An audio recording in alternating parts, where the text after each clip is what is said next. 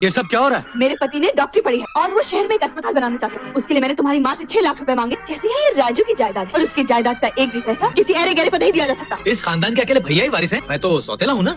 माँ ने तो बिना सोचे कुछ कह दिया होगा, लेकिन तू ऐसा क्यों कह रहा है? तुझे कितने रुपए चाहिए? 6 लाख रुपए। ठीक है सरू, कल जो रुपए तुमको संभाल के रखने के लिए दिए थे वो जरा ले आना। ये लीजिए। ये पैसे रमेश को दे दो। मैं ये रुपए माजी के शुभ हाथों से लेना चाहूंगा। ये पैसे का बक्सा माजी को दे दो। 1 मिनट, वक्त क्या हुआ है? 12 बजने में 2 सेकंड बाकी है।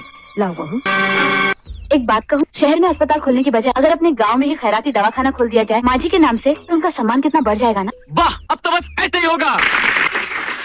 और ये दूसरा हाल हमारे डॉक्टर साहब के लिए है। आइए इंस्पेक्टर साहब, आइए मुंह मीठा कीजिए। मैं मुंह मीठा करने नहीं आया हूँ, बस आपके भाई की मेडिकल की डिग्रियां देखना चाहता हूँ। आप मेरे भाई पर शक कर? रमेश दिखा दे रहे अपनी डिग्रियां। इंस्पेक्टर साहब 1 मिनट।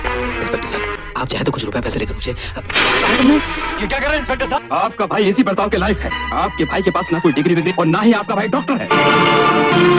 ये कैसे हो सकता है इंस्पेक्टर साहब? बक्से भरकर डिग्रियां शहर से लाया था मेरा भाई। वो डिग्रियां नहीं, रद्दी कागज होंगे जो 2 रुपए किलो शहर में मिलते हैं। इतना बड़ा विश्वासघात किया मेरे भाई ने। नकली डॉक्टर बनने के जुर्म में इसे गिरफ्तार करता हूं। मेरी माँ के सम्मान के लिए इसे बख्श दीजिए। बहुत बहुत शुक्रिया इंस्पेक्टर साहब।